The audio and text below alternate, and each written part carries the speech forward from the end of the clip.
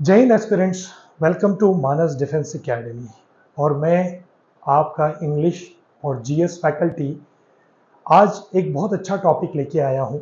अब जैसा कि एग्ज़ाम पास है और रिवीजन या क्रैश वाला फॉर्मेट चल रहा है, तो हमारी कोशिश मानस डिफेंस एकेडमी में ये है कि प्रीवियस ईयर के क्वेश्चंस को देख लेते हैं, उसको रिवाइज कर लेते हैं, उसको समझने की कोशिश करते हैं, जिससे हमें एक फॉर्मेट पता चल जाएगा और जनरली क्वेश्चन रिपीटेड होती हैं और एक टॉपिक का माध्यम भी मिल जाएगा।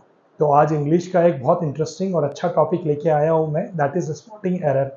बच्चों को बहुत प्रॉब्लम होती है हर बार, और definitely spotting error possesses a good number of marks. At the same time spotting error में बच्चे इतने टाइम तक पढ़ते आ रहे हैं, लेकिन प्रॉब्लम आ ही रही है। क्यों?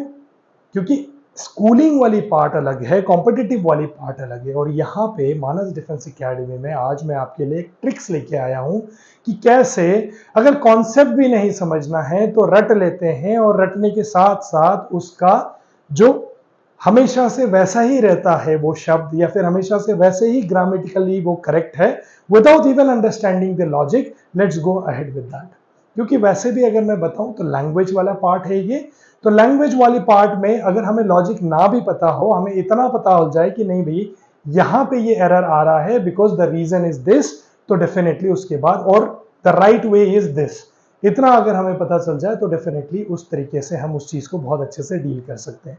और वैसे भी ABCD से जाने का टाइम खत्म, क्रैश का टाइम है। क्रैश करते हैं एकदम से, चीजों को अच्छे से समझेंगे। ऑब्वियसली क्रैश का मतलब ये नहीं है कि गल्प कर लें और एकदम से वॉमिट कर दें, जो कि सब चीज खराब हो जाएगा, लेकिन अच्छे से चलेंगे। बट की पॉइंट पकड़ते, नब्ज को पकड़ते, बीमारी देन एंड देयर ओनली खत्म करते हैं। लॉन्ग टर्म की बात नहीं करेंगे, शॉर्ट टर्म में चीजों को खत्म करने की कोशिश कर लेते हैं, ठीक है? क्योंकि थोड़ा सा टाइम है, वैसे भी स्मार्ट वर्क करना है, हार्ड वर्क नहीं। कम समय में ज्यादा उत्पाद, है ना?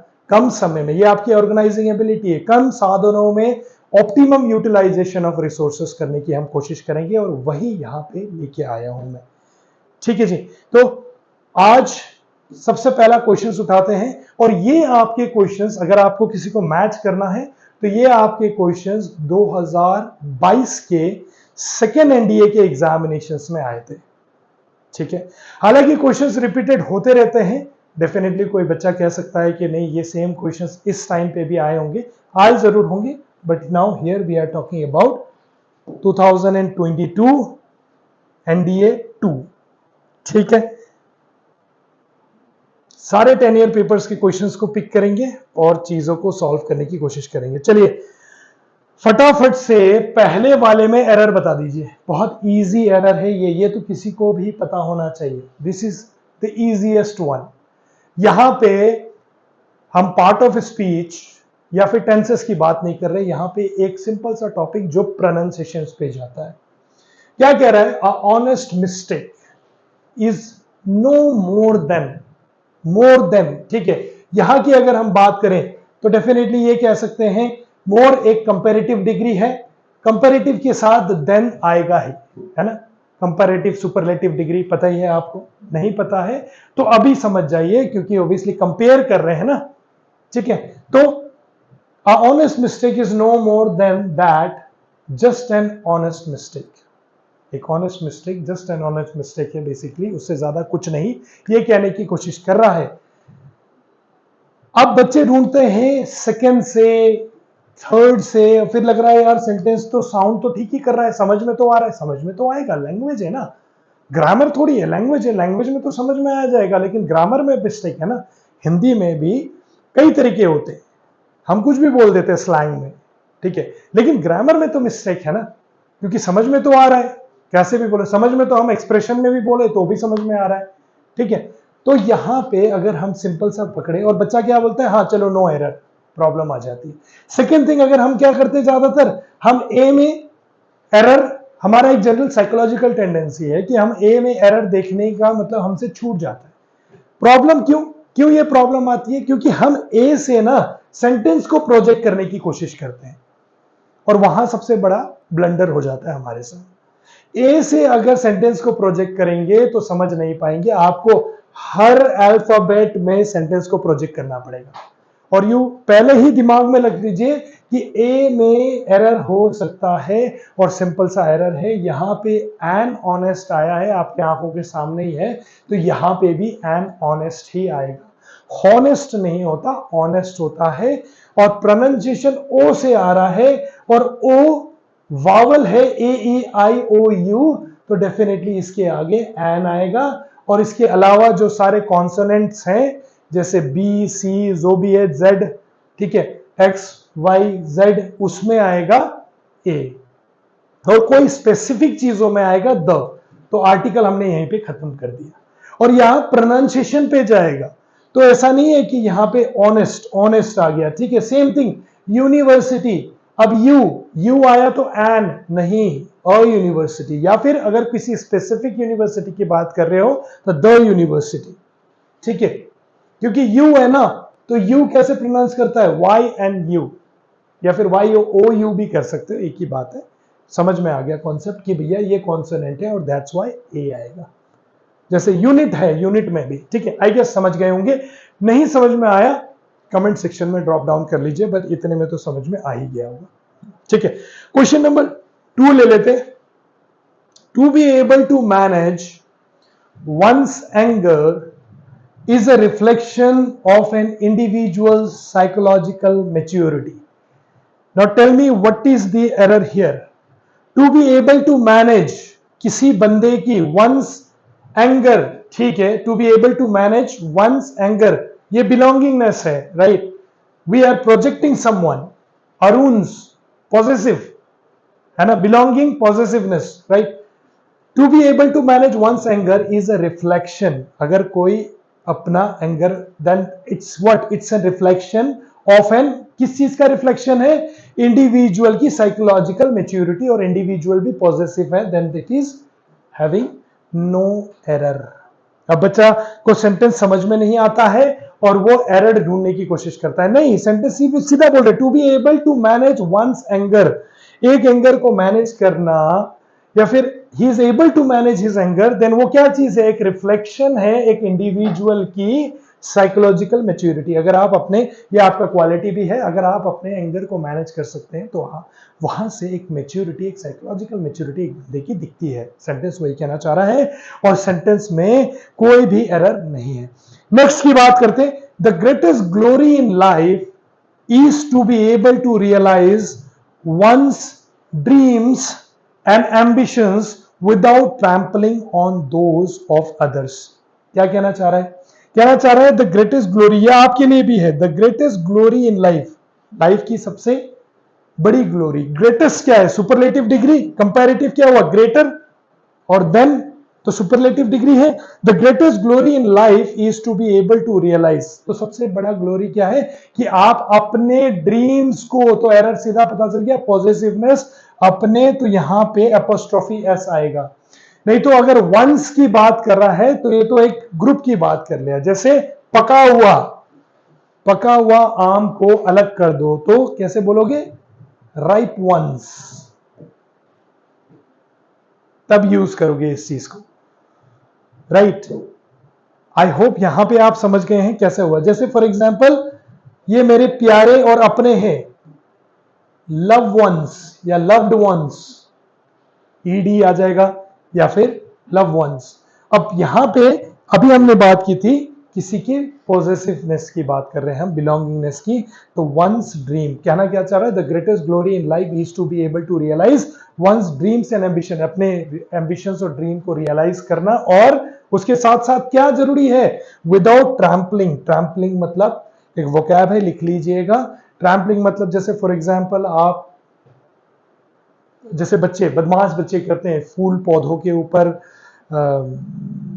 कुचल देते हैं, कुचलना बोलते हैं ट्रैम्पलिंग, ठीक है। तो without trampling on those of others, अपनी ड्रीम को रियलाइज करना वो एक ग्रेटेस्ट ग्लोरी है। उसके साथ साथ दूसरे के ड्रीम्स को कुचलना नहीं है। एसएसबी में एक और क्वालिटी आपका ऐड कर लीजिए कि आपको एज अ लीडर साथ चलना होगा, सबको लेके चलना होगा। अगर किसी को गिराने की कोशिश करेंगे तो आप भी गिरेंगे।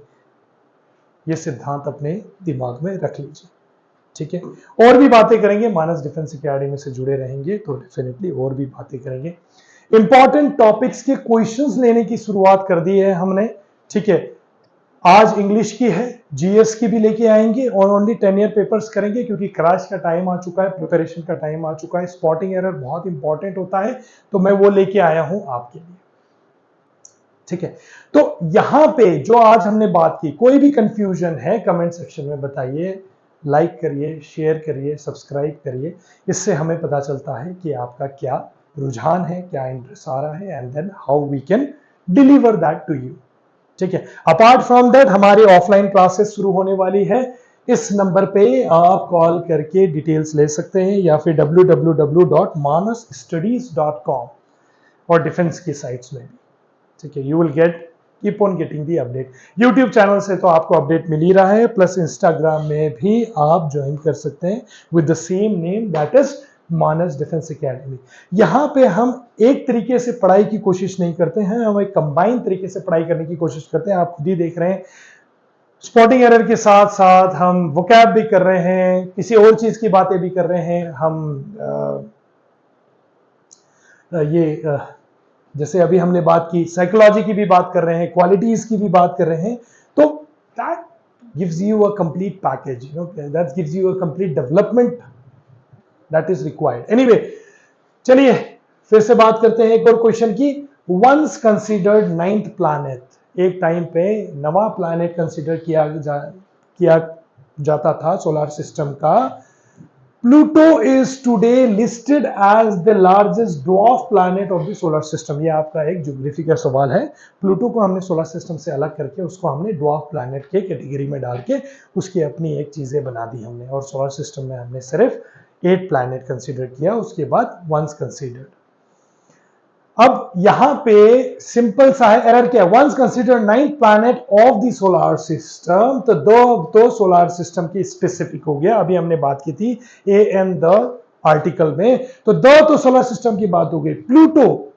प्लूटो नाम है, तो चलिए ठीक है, इसमें द का बात करेंगे नहीं। Pluto is today listed as the, क्योंकि ऑब्वियसली ये स्पेसिफिक है, लार्जेस्ट सबसे बड़ा वही है इसीलिए स्पेसिफिक है। ड्वार्फ मतलब होता है बौना, नाटा, ठीक है, ड्वार्फ, ठीक है, planet of the solar system. तो क्या नो एरर? नहीं जी, यहां पे भी तो द आएगा क्योंकि the 9th planet, the 8th planet वो फिक्स है, स्पेसिफिक है। तो once considered the 9th planet of the solar system, Pluto is today listed as the largest dwarf planet of the solar system। The बहुत बार आ रहा है लेकिन the he तो specific है, उसी के बारे में तो बात कर रहे हैं इसीलिए। और बच्चे, ए में एरर बार बार होता है, मिस आउट मत करिए, यही बताना मैं चाहता हूं बार बार, ठीक है। Next question, India's strengths. India का strengths are its diversity of culture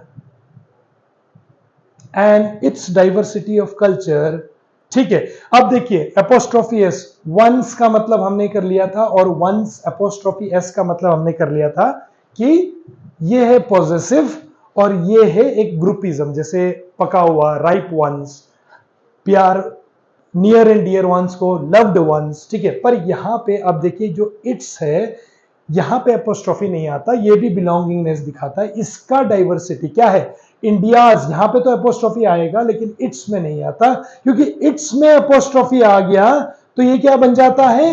it is. यहां पॉजेसिव है और यहां पे नहीं, यहां पे ये इट इज बन जाता है। जैसे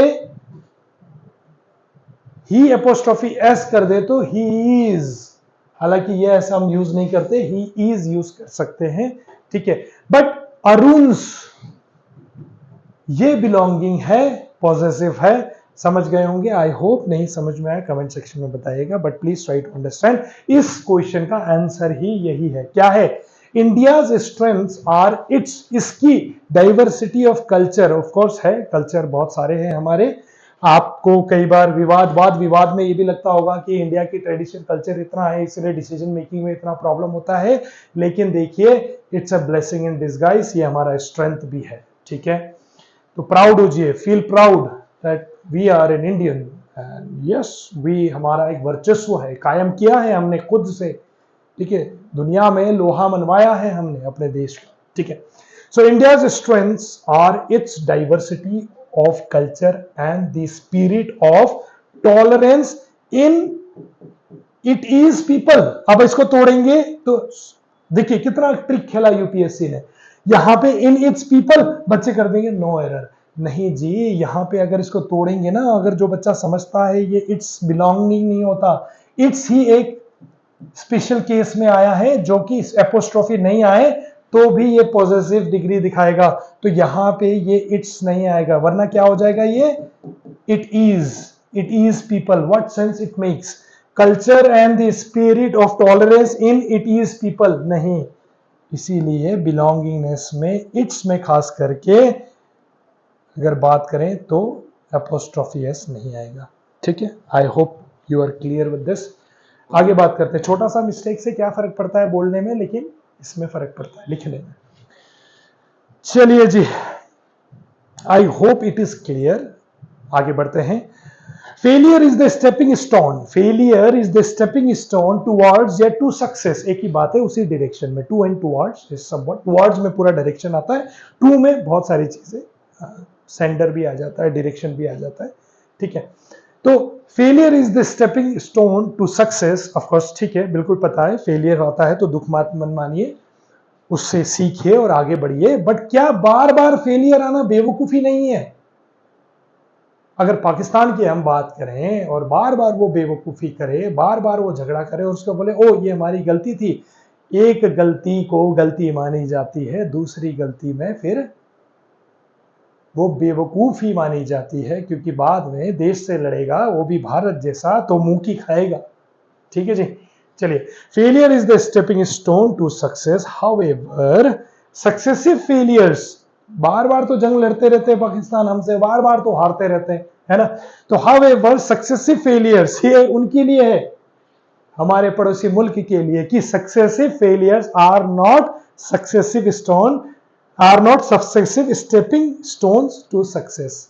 उनको लग रहा होगा बार बार जंग लड़ेंगे कभी ना कभी तो जीतेंगे, ना भैया, बार बार अगर हार रहे हो ना तो बेवकूफ हो तुम, ठीक है। तो failure is the stepping stone to success, yes, however successive failures are not successive stone, are not successive stepping stones to success. कहने का मतलब ये है कि ऑब्वियसली फेलियर आता है तो आगे बढ़ने में जरूर मदद आता है अगर आप उससे सीखते हैं तो, लेकिन अगर आप बार बार फेल हो रहे हैं और उससे कुछ सीख नहीं रहे हैं तो वो उसके आपके लिए क्या है, failures are not successive stepping, आगे बढ़ने का स्टोन्स नहीं होगा वो, फिर वो बेवकूफ होगा, ठीक है।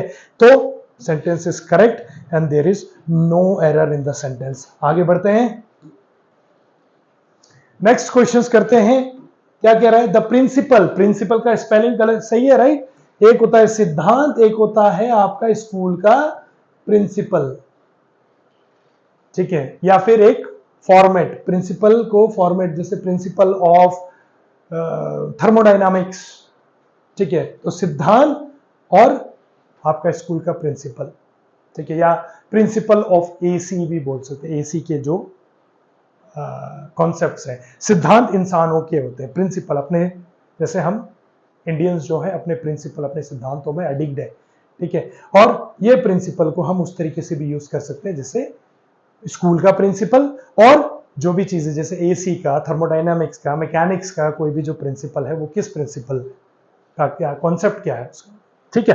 तो ये होमोनियम्स और पैरोनियम्स में भी आता है, कंफ्यूज मत होइएगा, ठीक है जी। आगे बढ़ते हैं, the principal of the school, ठीक है जी, stressed the need for discipline, किस चीज में उसने प्रेशर दिया, किस चीज का, नीड फॉर डिसिप्लिन के लिए अमोंग्स्ट द स्टूडेंट्स, हाँ ठीक है, बहुत सारे स्टूडेंट्स है तो हम अमोंग्स्ट यूज करते हैं, इसमें भी वॉवेल और कॉन्सोनेंट आता है, कॉन्सोनेंट में हम यूज करते हैं अमोंग्स्ट और वावल में हम यूज करते हैं अमोंग, ठीक है, अमोंग हम यूज करते हैं वॉवल में, तो इसके बाद एक कॉन्सोनेंट है तो definitely amongst, then it is having no error, ठीक है। I hope I am able to give you the right picture, please do let me know in the comment section. Next, बहुत इजी लेकिन spoken में बच्चा फंसेगा, कैसे, The Olympic Games reflects the highest spirit of human endeavor and achievement. बिल्कुल ठीक है जी। Olympic game एक evidence है, एक दिखाते हैं हमें, क्या दिखाते हैं? स्पिरिट दिखाता है, highest spirit of the human Endeavour. Highest मतलब ना हायर से भी हाईएस्ट, सुपरलेटिव डिग्री, आगे वाली, लास्ट मतलब एक्सट्रीम, बहुत बेस्ट एंडेवर है ना, झेलने की और अचीवमेंट करने की एबिलिटी है ना, बंदे के कहां तक पहुंच सकता है, but extend personal best record and all. तो भैया मिरर वाला रिफ्लेक्ट थोड़ी आएगा, यहाँ तो रिफ्लेक्ट आएगा ना, एविडेंस वाला रिफ्लेक्ट आएगा, ये तो मिरर वाला रिफ्लेक्ट्स है, रिफ्लेक्ट आएगा। ठीक है, क्लियर? सिंगुलर प्लूरल भी कह सकते हैं, है ना। रिफ्लेक्ट्स ऑब्वियसली प्लूरल, ये रिफ्लेक्ट्स ऑब्वियसली सिंगुलर है ना। अब यहां पे गेम्स की बात कर रहे हैं, ये तो मल्टीपल गेम्स की बात हो रही है। अब यहां पे रिफ्लेक्ट्स इज अ सिंगुलर, ऐसा भी है, ये भी एक तरीका है, रिफ्लेक्ट्स इज अ सिंगुलर। अब आप बोलोगे सर एस आ रहा है, सिंगुलर कैसे?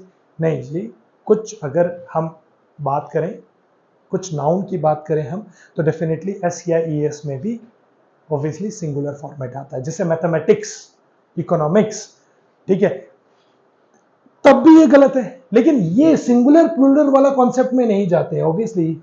अगर हम रिफ्लेक्ट्स की बात करें, दिस इज सिंगुलर, बट अगर हम रिफ्लेक्ट की बात करें तो वो प्लूरल तो नहीं है ना, वो अलग एक कॉन्सेप्ट में चले जाएगा। लेकिन यहां पे हम बात कर रहे हैं, reflects is about the mirror, reflections reflects, mirror reflects, but यहां पे एविडेंस की बात कर रहे हैं, और एविडेंस रिफ्लेक्ट होता है और मिरर का रिफ्लेक्ट्स होता है। ठीक है, तो आई होप यहां पे मैं कुछ कॉन्सेप्ट्स को अच्छे से क्लियर कर पाया हूं, नहीं तो कमेंट सेक्शन में बताएगा। एवरी पर्सन सिंगुलर अगेन, ठीक है, हु बिलीव्स इन प्रिंसिपल्स, सिद्धांत, कोई भी सिद्धांत, must stand up to fight. Obviously Bhagat Singh है ना, क्या कहते थे, जिंदगी तो उसूलों पे जी जाती है ना, जिंदगी तो उसूलों, अपने उसूलों पे जी जाती है, दूसरे के कंधे पे तो जनाजे उठा करते हैं। तो भैया यही था प्रिंसिपल भगत सिंह। अभी हमने शहीद दिवस मनाया 23 मार्च, जब भगत सिंह को फांसी हो गई थी 1931, राइट। तो यहां पे उनकी ही सिद्धांत की बात की जा रही है कि उसूलों पे ही जी जाती है जिंदगी, दूसरों के कंधे पे तो जनाजे उठा करते हैं। ठीक है जी, तो चलिए, every person who believes in principles must stand up to fight, क्योंकि ऑब्वियसली आपके पास सिद्धांत है तो आप लड़ पाएंगे, अगर आपके पास सिद्धांत नहीं है तो आप कैसे लड़ेंगे? ठीक है, up to fight for their convictions. Convictions का क्या मतलब होता है? बिलीव, अडिग रहना, हाँ, फेथ होना, कर सकते हैं भाई, जीत सकते हैं भाई, ये कन्विक्शन। पहले ही डगमगा गए भैया, कैसे होगा, इतना बड़ा सिलेबस है, एनडीए कैसे क्लियर होगा, क्या फायदा? ठीक है, फेलियर तब आती है जो बच्चा ऑलरेडी फेल हो चुका है। ट्राई करने की, जद्दोजहद करने की, लड़ने की अगर किसी के पास हिम्मत है, वो कन्विक्शन है, तो वो जीत गया, उसी समय जीत गया।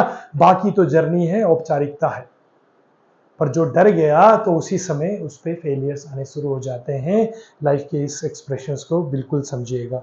तो यहां पे अगर सिंगुलर है तो देयर नहीं आएगा, प्लूरल, प्रोनाउन, समझ गए? यहां पे one must do once duty, he must do his duty. ठीक है, तो हमारा जो इंग्लिश है वो मस्कुलिनिटी में ज्यादा जाता है, ऑफेंडेड मत फील करिएगा, वो ऐसा ही है, और किसी को हम जनरलाइज नहीं कर रहे कि हाँ women are not good, man are good, उसके बारे में बात कर ही नहीं रहे। लेकिन जब भी हम कुछ चीजों को डिफाइन नहीं कर पाते हैं तो उसको हम हिस में लेके आ जाते हैं। तो यहां पे क्या आएगा? Every person who believes in the principle must stand up to fight for his convictions. Their नहीं, देयर तो प्रोनाउन का प्लूरल फॉर्म में आ गया ना, यहां पे हम सिंगुलर की बात कर रहे हैं, दैट इज एवरी, हालांकि सबकी बात कर रहे हैं, सब में एवरी की बात कर रहे हैं, एक तरीका है, एक एक्सप्रेशंस है, हर एक बंदा, तो हर एक आ गया ना, तो सिंगुलर में आ गया। तो every person who believes in principles must stand up to fight for his convictions. तो एरर आपका कहां चले गया? सॉरी, ये डी नहीं, एरर आपका है सी में। तो आई hope I could have clear your doubts. ये आपके आए थे एनडीए 2 2022 के क्वेश्चंस, और भी ऐसे इंटरेस्टिंग टॉपिक्स के साथ बातें करते हुए पढ़ाई करेंगे। I will see you in the next video. जय हिंद, बेस्ट ऑफ लक।